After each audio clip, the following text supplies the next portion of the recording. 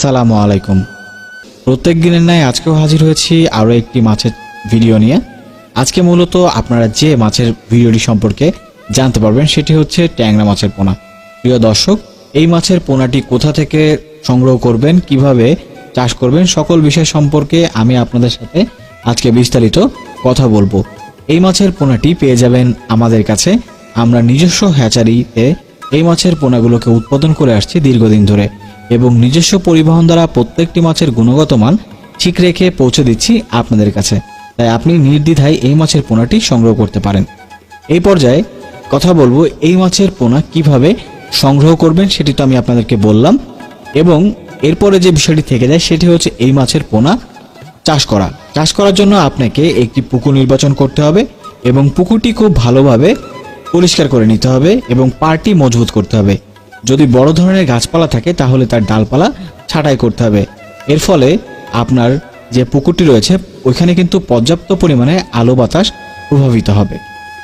এবং আপনাকে পুকুরে আরেকটি বিষয় সম্পর্কে অবগত থাকতে হবে, সেটা হচ্ছে পানির গুণগত মান। পানির গুণগত মানের ক্ষেত্রে বলতে গেলে বলতে হয় অবশ্যই পানির গুণগত মান ঠিক রাখার জন্য আপনাকে প্রতি শতকে 1 কেজি হারে ইউরিয়া সার প্রয়োগ করে পানির গুণগত মান ঠিক রাখতে হবে। প্রিয় দর্শক মণ্ডলী, এরপরে আপনাকে পরিবহনকৃত যে মাছের পোনাটি রয়েছে, পরিবহনকৃত মাছের পোনাটি অবশ্যই আপনাকে অ্যান্টিফাঙ্গাল দ্রবণে গোসল করিয়ে তারপরেই কিন্তু আপনাকে পানিতে অবমুক্ত করতে হবে। প্রিয় দর্শক, পানিতে অবমুক্ত করার পরে আপনার যে বিষয়ের পরে জোর দিবেন সেটি হচ্ছে খাদ্য।